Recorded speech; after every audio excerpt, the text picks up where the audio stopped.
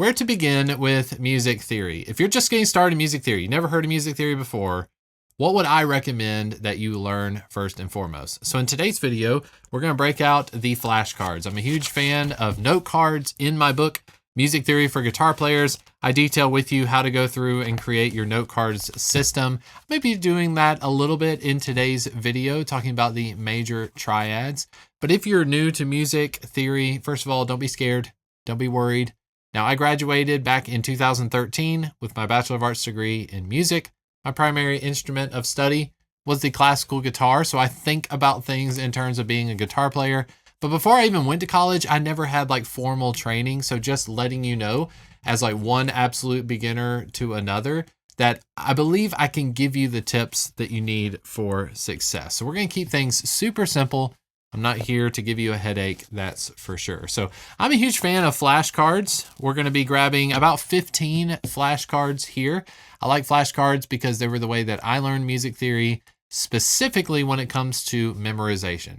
So if I were getting you started in music theory, very much from the ground up, I would have you build your first 15 flashcards about the major triads. So I want to build these with you in today's video and then explain to you as we're going along how they are going to benefit you in the long run. So these are also available. I'll make sure to put links if you want to download more of like a PDF that you can print out for yourself. This is made using the Avery Designs template. So if you've seen those postcards that they come like 4 to a page, you can print these out, have them on perforated pages, or you can just print them out on plain paper if you want to, and these will already be made for you. But just in case you want to grab some flashcards, get yourself a good marker.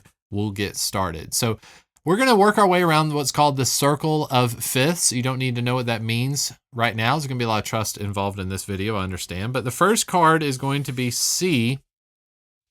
And on the back side of the card, I want you to write a 0 at the top.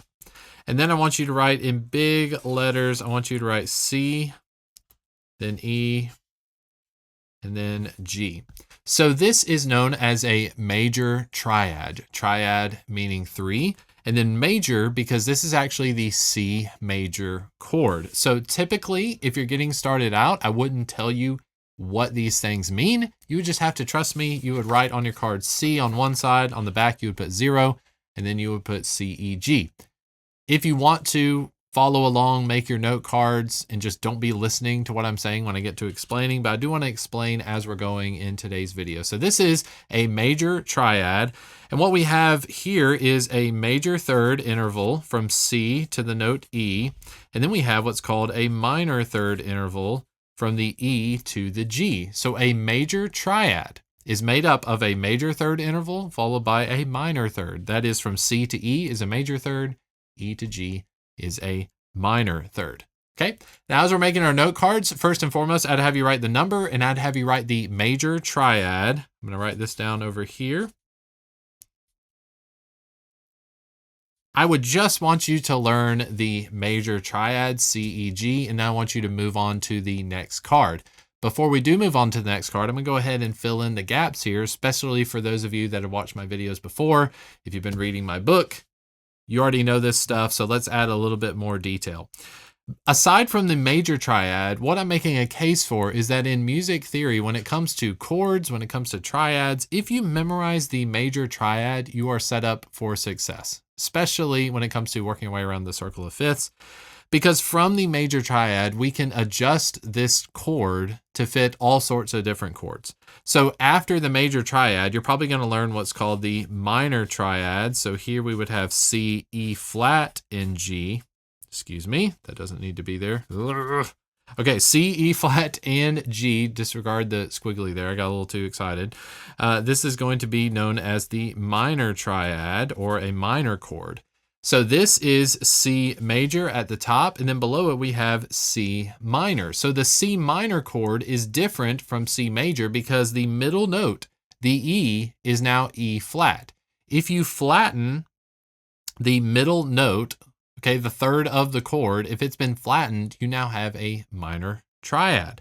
So C major is C, E, G, C minor is C, E flat, G.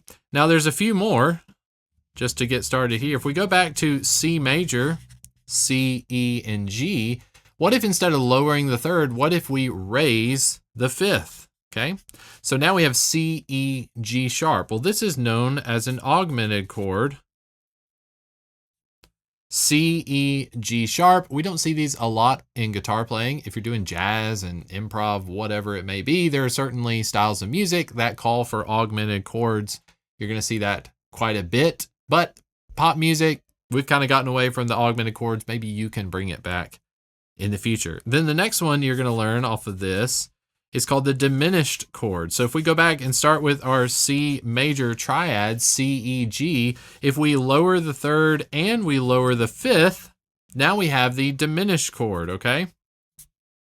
So C diminished is C, E flat, G flat. We started with C major, C, E, G. If we lower the third and we lower the fifth, we have C, E flat, and G flat.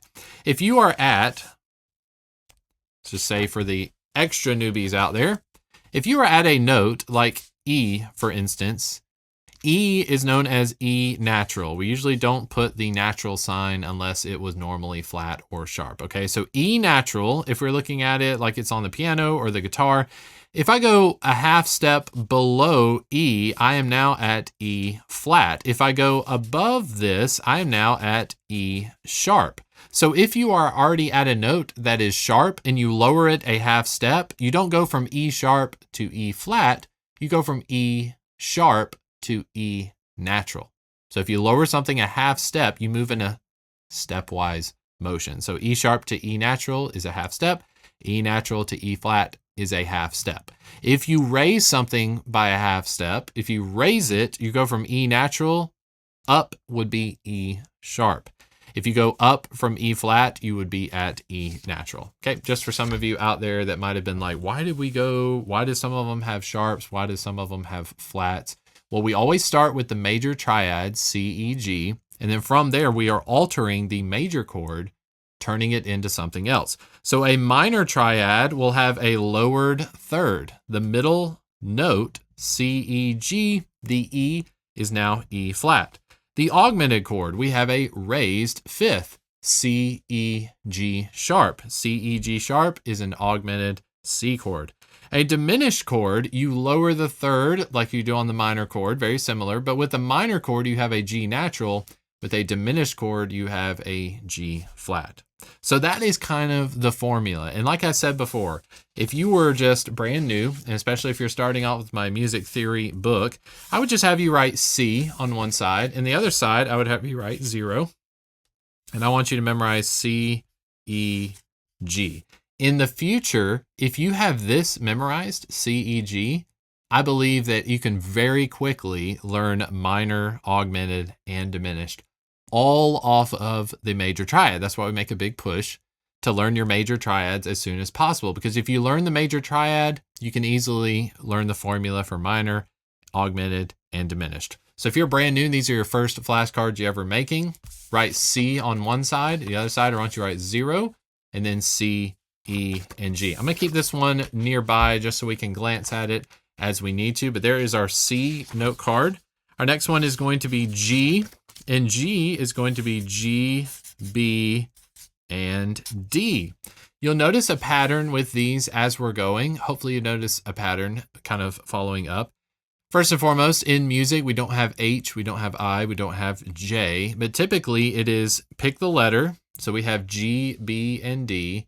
Skip a letter. So after G comes A, after A comes B, after B comes C, after C comes D. And you'll see that kind of leaping motion, G, B, and D. 1, backside G.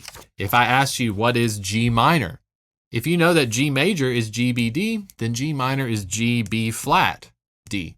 What is G diminished? G diminished is G, B flat, D flat, because the third and the fifth have both been lowered. Again, your first ever music theory lesson, this would be way too much stuff all in one video, but I would want you to memorize G, B, D and let the rest of it figure itself out. Once you have all your major triads memorized, you can come back and watch this video, and then you'll be able to plug in minor and so forth. So there is C and G. Our next note card we're going to go with is D. D is going to be 2. D is going to be D, F sharp, and A. D, F sharp, A. After D, we're going with A. We have A, C sharp, E. That is going to be a 3. I've already swapped up on the cards here. Sorry about that. So some of these have lines, some of them don't. Keep them in whatever order you'd like. Okay, after A, we have E. E is going to be 4. E is going to be E, G sharp, and B. E, G sharp, and B. Now, just to point this out, how do we get from E major to E minor? Well, we lower the third, correct? So to go from G sharp down a half step, we go from G sharp to G natural. So G minor is going to be E, G, B, not E, G sharp, B. Does that make sense? If I were to augment this chord, E augmented is going to be E, G sharp, B sharp, because an augmented chord, we raise the 5th. Okay, keep on going here. After E, we're gonna have B. B is 5. We have B, D sharp, F sharp.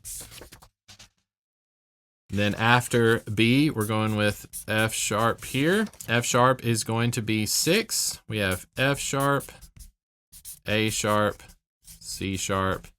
And then, believe it or not, we have C sharp, which is going to be C, E, G, but they are all sharp. And that one's going to be 7. Now we need to work on our flats. So our flats are going to start with F. We have F, A, C. That is going to be 1. We have 1 flat in F major. That's also covered in another video. You can check that out here on my channel, Music Theory 101. Or if any of this is new to you and you want a companion guide just to have with you as you're learning your note cards, learning how to memorize, you can check out my book, Music Theory for Guitar Players by Chris Green. It is currently on Amazon. There's a paperback, ebook, and audiobook available as well. Also check the merchandise for some shirts and things below the video if that would help you as well. Get you a Fat Cats Get Dizzy shirt. Okay, we're working our way backwards through the circle of fifths. You don't need to know what that means quite yet, but we're going to go with B flat. So sorry about that. B flat is going to have 2 flats. We're going to have B flat, D, and F. Yes, okay. Then we have E flat. E flat is going to, let's see, E major has 4 sharps. So E flat is going to have 3 flats. E flat, then we're going to have G, then we're going to have B flat. E flat, G, B flat. We have A flat. A natural has 3 sharps, so it's going to have 4 flats. A flat, C, E flat. Almost done here, almost done. Just a few more. We're going to have D flat. D major has 2 sharps, so that means D flat major has 5 flats. Pick up that in just a minute here. D flat, F, A flat. G flat, G major has 1 sharp, so G flat major has 6 flats. G flat, B flat, D flat. One more, C flat. C flat has 7 flats. C flat, E flat, G flat. Okay? So we're done making note cards at this point. You should have, I believe, 15 note cards. Like I said, you can download these as well. I'll have them linked on my website, heychrisgreen.com. But we have C flat. We'll set our flat cards to the side for now. We have C flat, G flat, D flat, A flat, E flat, B flat, and F. So how I typically will teach these things, I will not cover flats usually in our first lesson together. I'll stick with sharps. Why is that? Because you notice as I was filling out my cards, I said things like, okay, well, E major has 4 sharps. E major chord is spelled E, G sharp, B. So when it comes to E flat major, do you notice the similarities here? So E flat has 3 flats. E major has 4 sharps. E flat, G, B flat, E, G sharp, B. The letters are the same, but they're the inverse. There's kind of a yin and yang process. So that's why I say if you are learning this brand new, I would start with sharps first. So that's going to be everything from C sharp to E, F sharp. You're going to learn B major. You're going to learn A. You're going to learn G, D, and C as well. So you're going to have about 8 flashcards to begin with.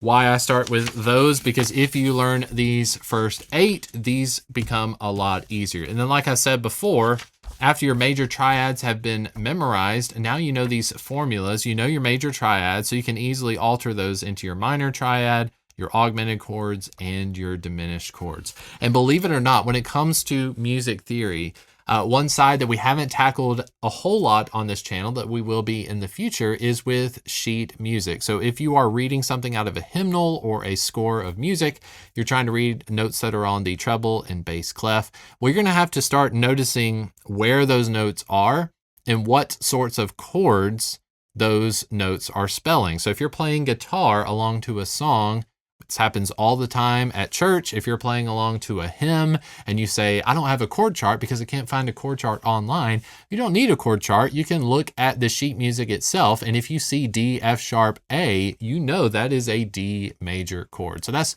what we're working towards. And that's why I recommend that even if you're a guitar player, you're somebody that's brand new to music theory, what do I start with? I start with the major triads. If you learn this stuff, particularly if you're going to school for music, you're going into Music Theory 101. If you have all of your major triads memorized, you're going to be head and shoulders above the rest of your class who may be starting from scratch. My name is Chris Green. I hope you enjoyed this video. It's been beneficial to you. Make sure you check out Music Theory for Guitar Players by Chris Green, available on Amazon. You can check links in the description of this video as well. Now, YouTube is recommending another video here on my channel, Learning Guitar with Chris Green, so make sure you give that a watch. And if you haven't yet already, hit the like and subscribe buttons. Thank you for watching this video. I'll see you on the next one.